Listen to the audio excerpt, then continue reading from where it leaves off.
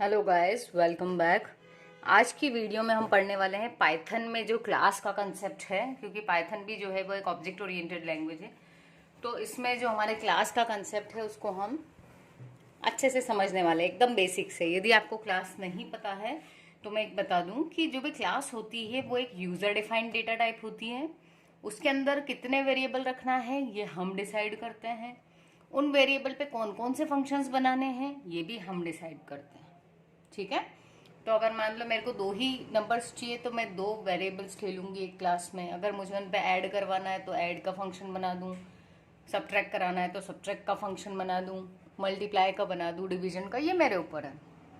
क्योंकि क्लास क्या है, एक यूजर डिफाइंड डेटा टाइप, और ये सिर्फ एक ब्लूप्रिंट है ना। जैसे कि हम एक मॉडल बनाते हैं किसी घर का, तो उससे उसको पता चलता है कि ठीक है इस घर पे इतने रूम्स होंगे और ये सब। लेकिन वो रियल लाइफ में उसको कब मिलेगा?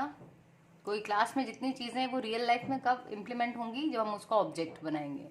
तो हमने घर का छोटा सा मॉडल तो देख लिया था, लेकिन उसमें रहने जा सकते हैं क्या? नहीं जा सकते। तो रियल लाइफ में उसको यूज कब करेंगे? जब हम हमारा एक्चुअल घर बन जाता है। ठीक है। तो वैसा ही है कि क्लास में हम जितने वेरिएबल्स मेथड्स जो देना है वो सब देते हैं, लेकिन यूज कब कर पाते हैं? जब हम उसका ऑब्जेक्ट बनाते हैं। तो अभी हम सबसे पहले ये समझते हैं कि क्लास बनाना कैसे।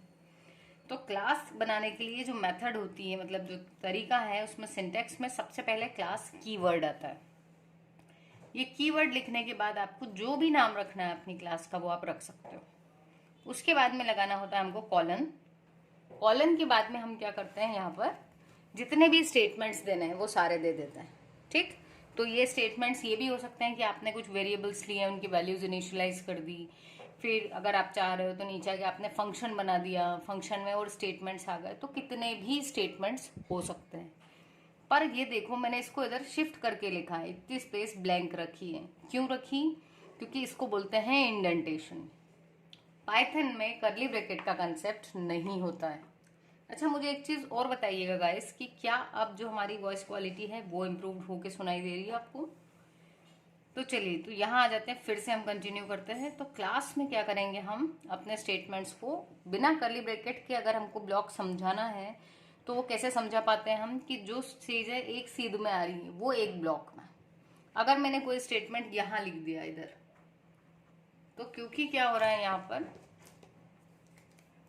कोई स्टेटमेंट यदि मैंने यहाँ पे लिख दिया है तो अब इस ब्लॉक से बाहर हो गया है। कैसे पता चला? क्योंकि इसको मैंने यहाँ स्पेस देकर नहीं लिखा है। ठीक है। तो ये हो गया क्लास बनाने का तरीका। उसके बाद उस क्लास को जब हम यूज करना चाह रहे हैं तो हमको क्या बनाना पड़ेगा? उसका ऑब्जेक्ट। तो ऑब्जेक्ट बनाने के लिए हमको जो भी नाम देना ऑब्जेक्ट का वो लिखेंगे, और इक्वल टू लगा के अपनी क्लास का नाम लिखने के बाद ये जो फंक्शन जैसे ब्रैकेट्स दिख रहे हैं वो लिख देंगे। ठीक है। और साथ में ही जब हमको एक क्लास के अंदर क्या बनाना है, कुछ मेथड यानी कि फंक्शंस बनाना है, तो एक बात जो अभी तक नहीं हुई थी किसी दूसरी प्रोग्रामिंग में, वो यहाँ ध्यान रखना है कि यदि आपका फंक्शन एक भी आर्ग्यूमेंट नहीं लेता है तो भी पाइथन में वो एक आर्ग्यूमेंट जरूर लेगा। जैसा अगर आपने जावा से फेमिलियर हो तो जावा में होता था दिस पॉइंटर, जो कि करंट ऑब्जेक्ट को पॉइंट करता था, रेफरेंस होता था उसका। वैसे ही यहाँ पर सेल्फ जो है वो करंट ऑब्जेक्ट का रेफरेंस करेगा। ठीक है। तो यहाँ पर क्या होगा, आपकी जितनी भी मेथड्स बनेगी सब में ये सेल्फ नाम का जो एक आर्ग्यूमेंट है वो तो होगा ही। तो अगर आप उस अपने फंक्शन में कोई पैरामीटर नहीं देते हो तब भी एक पैरामीटर जाएगी जिसका नाम होगा सेल्फ। तो इसको हम करके देखते हैं तो आपको चीजें और अच्छे से समझ में आएगी। तो चलिए हम फटाफट से एक प्रोग्राम बना लेते हैं जिसमें हम क्या कर रहे हैं, एक क्लास बना रहे हैं। तो हमने बना ली अपनी एक क्लास। सॉरी, ये भी कैसी आपकी केस सेंसिटिव, तो हम सी छोटा लिखना पड़ेगा हमको। क्लास, अपनी क्लास का नाम मान लो हमने दे दिया ए, कुछ भी दे सकते हो। तो अब इसकी जो नेक्स्ट लाइन है वो यहां से नहीं आएगी बल्कि शिफ्ट होके आएगी, और जितना डिस्टेंस हम यहाँ रखेंगे उतना ही अगले वाले में भी रखेंगे। ठीक है, ताकि उसको समझ में आए कि ये एक ही ब्लॉक है। मान लो मैंने नेम लिया, ठीक है, नेम में अपन ने दे दिया होलकर, कुछ भी दे सकते हैं हम। ठीक। फिर हमने एड्रेस ले लिया और इसको दे दिया यहाँ पर इंदौर। अब ये दो हमारे क्या हो गए, इस क्लास के वेरिएबल्स हो गए। तो क्लास में वेरिएबल भी हो सकते हैं और अगर हम चाहें तो क्लास के अंदर एक फंक्शन भी हो सकता है जिसको हम मेथड बोलते हैं। तो जब फंक्शन बनाते हैं तो उसके लिए हम ये जो कीवर्ड है इसको यूज करते हैं। अगर वीडियो समझ में आ रही हो तो चैनल को जरूर सब्सक्राइब कर लो।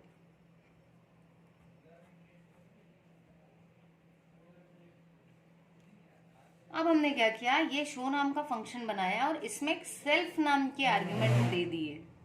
ये सेल्फ किसको पॉइंट करेगा, जिस भी ऑब्जेक्ट के साथ आप इस शो को कॉल करोगे ये सेल्फ हम उस ऑब्जेक्ट के लिए यूज करेंगे। ठीक है, तो अब हम आ जाते हैं अपने इस फंक्शन के अंदर। तो यहाँ हमने कुछ भी नहीं करवाया, हम क्या करवा रहे हैं, सिंपल सा ये जो दो वेरिएबल थे इनको हम प्रिंट करवाना चाह रहे हैं। तो हम वेरिएबल के नाम डायरेक्ट कभी नहीं लिख पाएंगे, किसके थ्रू लिखेंगे हम, इस सेल्फ के थ्रू। तो हम लेंगे सेल्फ, ऑब्जेक्ट नेम था हमारा ये, यहाँ पर ऑब्जेक्ट का नाम सेल्फ हो जाएगा। तो अब सेल्फ डॉट और ये आपका वेरिएबल क्या था, नेम, तो ये प्रिंट हो जाएगा। दूसरा क्या किया हमने, प्रिंट, इसमें हमने प्रिंट करवा लिया एड्रेस क्या है, एड्रेस हमने दे दिया किसके थ्रू, इस एड्रेस में। तो यहाँ पे फिर से लिखेंगे सेल्फ डॉट एड्रेस। ठीक है, फिर हम इस फंक्शन से बाहर आ गए।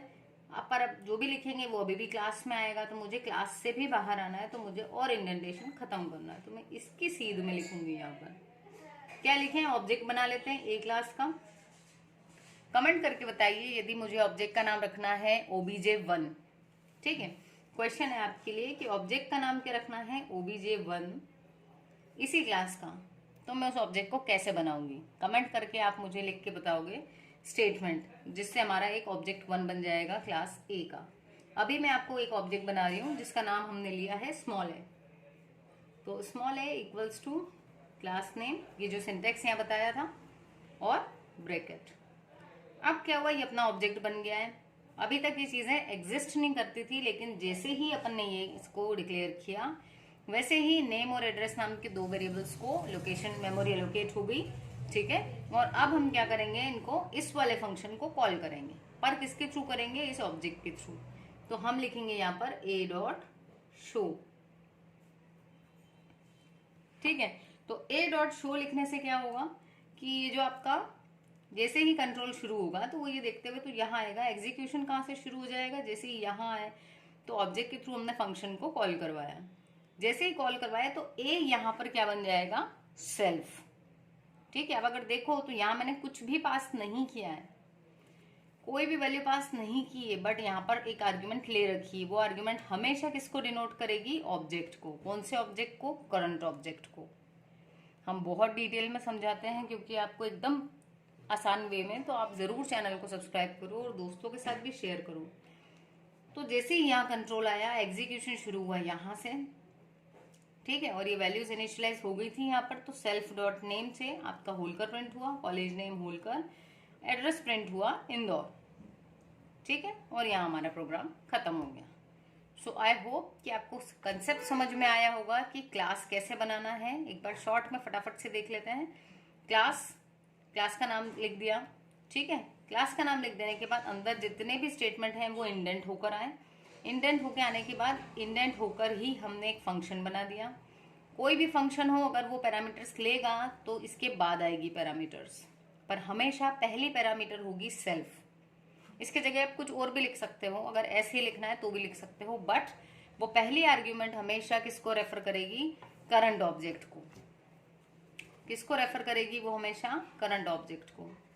ठीक है, और उस करंट ऑब्जेक्ट को यूज करके हम अपने एट्रीब्यूट जितने भी हैं उनको यहाँ पर प्रिंट करवा सकते हैं। सो आई होप आपको वीडियो समझ में आई होगी। चैनल को जरूर सब्सक्राइब करें। मिलते हैं अपनी नेक्स्ट वीडियो में। Thanks for watching.